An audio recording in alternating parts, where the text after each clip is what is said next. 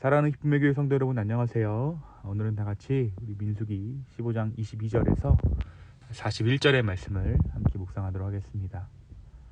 너희가 그릇 범죄하여 여호와가 모세에게 말씀하신 이 모든 명령을 지키지 못하되 곧 여호와께서 모세를 통하여 너희에게 명령한 모든 것을 여호와께서 명령한 날 이후부터 너희 대대에 지키지 못하여 회중이 부지중에 범죄하였거든 온 회중은 수송아지 한 마리를 여호와께 향기로운 화제로 드리고 규례대로 소제와 전제를 드리고 숫 염소 한 마리를 속죄제로 드릴 것이라.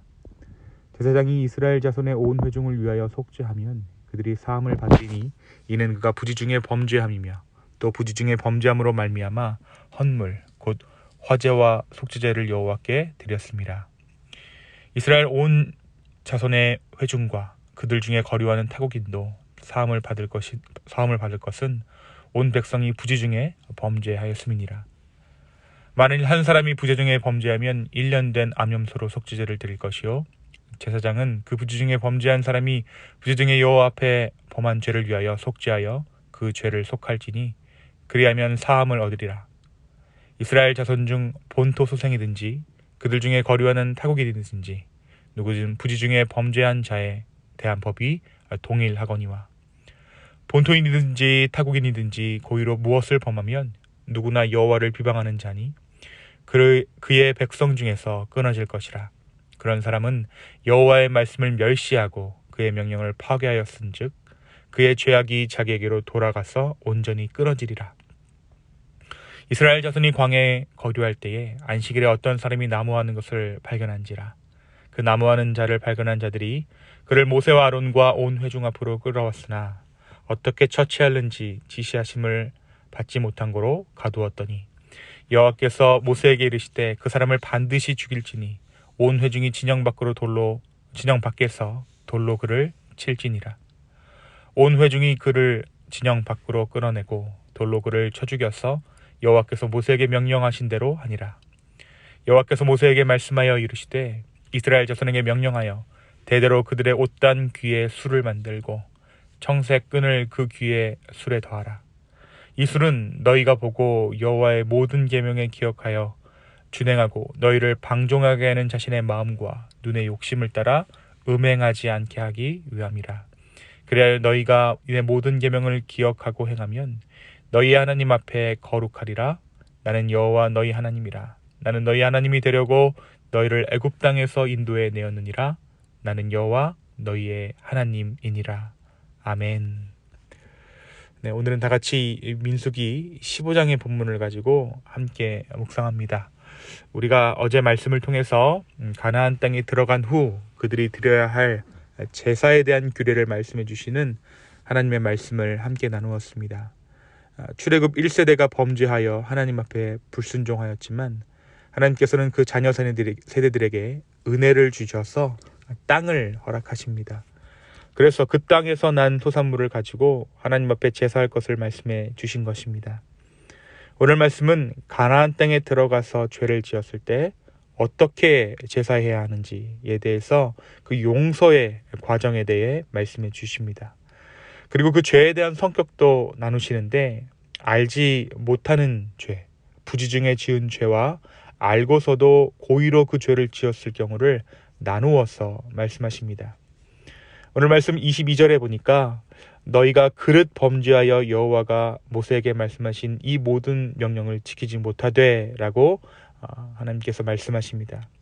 이는 하나님의 백성이라고 모든 명령을 온전히 지킬 수는 없다라는 것을 하나님께서 아셨다라는 것을 의미합니다. 곧 이스라엘 백성들이 부지중에 알지 못하는 채 죄를 범할 수도 있다라는 것을 우리 주님께서 아셨다라는 것이죠. 죄를 지을 의도가 없었으나 죄를 범한 경우 이때 두려워 떨고 자책에 빠지거나 아니면 적당히 넘어가는 것이 아니라 하나님께서는 그 죄에 대한 해결 방식을 오늘 말씀 가운데 제시하고 계십니다. 24절의 말씀입니다. 회중이 부지중에 범죄하였거든 온 회중은 수송아지 한 마리를 여호와께 향기로운 화제로 드리고 규례대로 소제와 전제를 드리고 숫 염소 한 마리를 속죄제로 드릴 것이라. 만일 한 사람이 부재 중에 범죄하면 1년 된 암소로 속죄제를 드릴 것이요 곧 제사장이 소제와 전제, 속죄제를 하나님께 드리면 그들이 부지 중에 지은 죄를 하나님께서 사하여 주신다라고 오늘 말씀 가운데 약속하신 것이죠. 이는 회중이든 개인이든 속죄제를 통하여서 그 어떤 부지 중에 지은 죄는 용서함을 받을 수 있다, 죄사함을 받을 수 있다라고 약속해 주신 것입니다. 한편 이렇게 부지 중에 짓는 죄에 대해서는 제사를 통해 하나님과의 관계를 회복할 수 있었지만 고의로 짓는 죄에 대해서는 하나님께서 엄격하게 말씀하십니다. 그들은 끊어질 것이다 라고 하나님께서 엄중하게 말씀하신 것이죠. 하나님께서는 고의로 죄를 짓는 자들은 결코 하나님 백성이 될 수 없을 것이다 라고 말씀하십니다. 그러면서 이어지는 말씀에 안식일을 범한 자들의 이야기가 등장합니다. 광야에서 이스라엘 자손 중 누군가가 나무를 하는 일이 있었습니다. 그러니까 이 사람은 안식일의 생업을 위해 일한 것입니다. 사람들이 안식일을 범한 이 사람을 끌고 와 모세와 아론에게 처리할 것을 의뢰합니다. 모세와 아론은 하나님의 처분이 없었으므로 그를 가만히 그냥 두었습니다. 바로 그때 하나님의 말씀이 임하죠. 하나님의 처분이 임한 것입니다. 그것은 이 사람을 반드시 죽이라는 하나님의 명령이었습니다. 결국 모세는 이 명령에 순종해서 이 사람을 처단하게 됩니다. 하나님께서는 또한 이스라엘 백성들에게 옷자락에 술을 만들고 그 술에 청색끈을 달라고 하십니다. 이는 옷을 입고 외출할 때마다 이 술을 보고 하나님을 생각하고 말씀을 준행하고자 하는 마음이 그 마음 가운데 있게 하고자 하심이었습니다. 또한 세상에 있는 허탄한 것들을 보지 않고 마음을 죄악된 것들에게 빼앗기지 않도록 그 말씀을 늘 보라고 주님께서는 옷에 술을 달아 매달으라고 명령하신 것이죠. 사랑하는 성도 여러분, 오늘 말씀은 우리에게 무엇을 말해주고 있습니까? 먼저 오늘 말씀은 하나님의 인자하심에 대해서 우리에게 말해주고 있습니다. 하나님께서는 부지 중에 짓는 이스라엘의 죄에 대해 한없이 관대하셨습니다. 그래서 모르고 죄를 지더라도 그 죄가 깨달아지거나 또는 제사를 통해 모르고 지은 죄에 대한 회개를 하나님께 하게 되면 하나님은 부지 중에 지은 그 어떤 죄악도 용서해 주셨습니다. 인간의 연약함을 아셨기 때문에 우리가 모르고 짓는 죄에 대해서 우리의 책임을 묻지 않으신 것이죠. 그리고 제사를 통해 하나님과의 관계가 회복되도록 어떤 과정들을 주님께서 마련해 두신 것입니다. 이것이 바로 우리 주님의 인자하심입니다. 하나님께서는 우리의 상황과 환경을 무시하시거나 고려하지 않으시는 무자비한 주님이 아니십니다. 죄는 곧 벌이다 이렇게 말씀하시지 않으셨다라는 것이죠. 우리 주님은 우리의 연약함을 아시는 주님이십니다. 바로 이 은혜의 주님이 오늘 우리의 삶을 돌보시는 하나님이십니다. 이 은혜의 주님 안에 거하는 저와 여러분의 오늘 하루 되기를 예수님의 이름으로 축원합니다. 이 은혜의 하나님께 우리의 삶을 드리십시오. 이 하나님께 우리의 삶을 맡겨 드리십시오. 바로 그때 주님의 은혜가 우리의 삶 가운데 거하고 있음을 우리의 삶이, 우리의 마음이 깨닫게 될 줄로 믿습니다.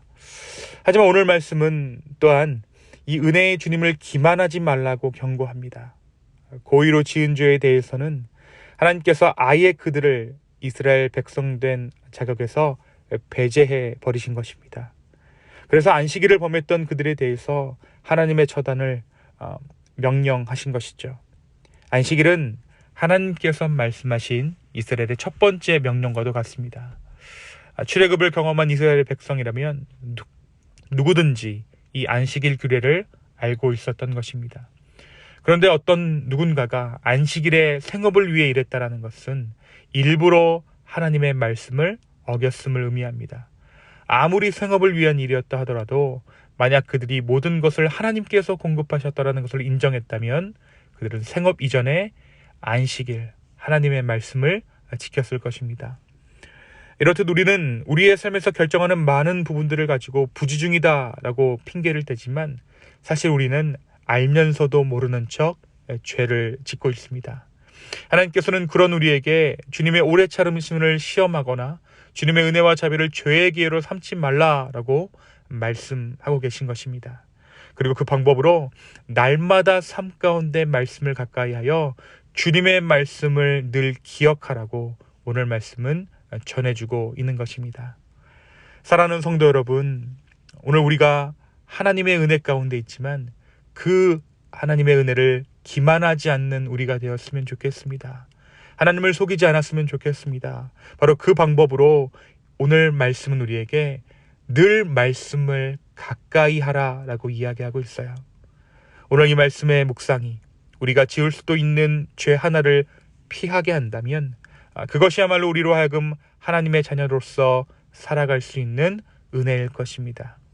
오늘 이 말씀을 묵상하는 가운데 내가 하나님의 은혜를 기만하거나 주님의 자비하심을 핑계로 나를 합리화하는 그런 일이 없었는지, 그래서 우리를 오히려 더 죄 가운데 두는 일이 없었는지 돌아볼 수 있게 되기를 소망합니다. 그래서 주님의 은혜가 우리의 삶의 진정한 은혜 될 수 있는 삶을 살아가는 저 여러분 기쁨의 교회 되기를 예수님의 이름으로 축원합니다. 이 시간 함께 기도하시겠습니다. 주님, 다시 한번 우리의 마음을 주께 드립니다. 성령이여 우리의 마음을 주관하여 주시고 우리의 삶 가운데 일하여 주시옵소서. 오늘 하루 정말 우리가 모르고 짓는 죄들 주님께서 용서하여 주시고 그 자비하신 하나님, 인자하신 하나님, 정말 우리의 삶의 모든 것을 공급하시며 우리의 피난처 되신 주님을 우리가 찾아갈 때 주님 우리를 위로하여 주시고 우리의 삶을 붙잡아 주시옵소서. 지금 또한 기도하는 것은 이 하나님의 정말 인자하심을 우리의 죄의 기회로 삼으려는 마음이 있다면 주여 이 시간 우리의 마음을 긍휼히 여기셔서 주여 용서하여 주시기를 간절히 원합니다. 그래서 온전히 정말 주 앞에서 신실한 하루를 살아갈 수 있는 우리 모두 되게 하여 주시옵소서. 감사합니다. 이 모든 말씀 살아서 역사하시는 예수님의 이름으로 기도하였습니다. 아멘.